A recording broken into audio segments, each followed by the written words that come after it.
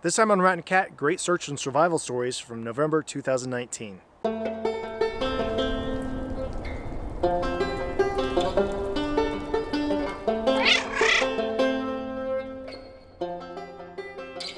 Welcome to Rat and Cat, where we search, survive, and explore. I'm Nikia. There are so many search and rescue stories around the world each month. I'd like to share them all if I had time. Here are a few that stood out this month, though. A Spokane, Washington man was recently saved by his watch. Gabe Burdett was waiting at a designated meeting place to go mountain biking with his dad, Bob Burdett, when he received an alert from his father's Apple Watch saying that his dad had suffered a hard fall. It also sent his dad's location. Gabe then called emergency services, which located Bob where he had fallen and was unconscious. Gabe was still searching when he received another message from his dad's watch, indicating his location was now at a nearby hospital where emergency services had taken him. If you want to be really safe when you're in the outdoors, there are some great tools between watches and emergency beacons that will automatically update people on your location. Worth looking into, in my opinion. But you don't necessarily need a fancy doodad to get rescued.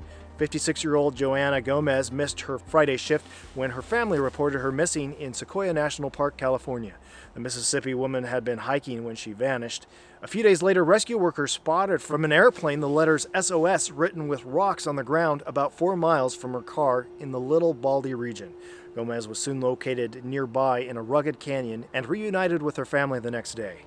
On a more somber note, a recent autopsy revealed the cause of death for a woman who went missing in the Greater Smoky Mountains in the fall of 2018. 53-year-old Ohio resident Susan Clements went missing while on a hike with her 20-year-old daughter near Clingman's Dome on the North Carolina-Tennessee border. Clements said she would head back to the parking lot while her daughter pressed on to the 5,860-foot summit. But the mother never returned to the parking lot. After about a week of intensive searching, the woman's body was found the night of October 2nd, down a steep drainage among incredibly thick vegetation about 2 miles west of Clingman's Dome parking lot. It's not uncommon to find victims of hypothermia in thick brush or under logs. That's because a primitive instinct known as terminal burrowing activates after higher mental functions shut down. A Kenyan woman was found in Tsavo West National Park after missing for 9 months. 48-year-old Anasta Kagani went missing back in November 2018. Park visitors notified authorities of Kagani's presence after she was spotted hanging around a parking lot. Kagani had a history of mental illness. Still, it's unclear how she survived for 9 months in a park filled with wild rhinos, hippos, buffaloes, elephants, leopards, and lions. And 54-year-old Craig Dickman of Australia was packing up his fishing equipment at a remote beach on Queensland's Cape York Peninsula when a 9-foot crocodile lunged from the water and lashed onto his thigh.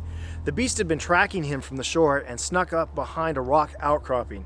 Dickman wrestled the croc and temporarily freed himself by poking it in the eye, but the croc lunged again, clamping onto his arm and degloving the skin down to his hand. I remember looking at my hand later on and saying, "That looks like when you peel back the flesh and do those diagrams on anatomy textbooks," he said.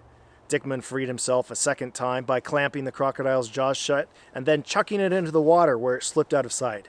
He then drove himself an hour to the nearest ranger station and then was driven another hour to the closest landing strip where he was airlifted to a hospital. What about you? Have you ever wrestled a crocodile or other critter? Are there survival stories that stood out to you this month? I look forward to reading your stories in the comments below.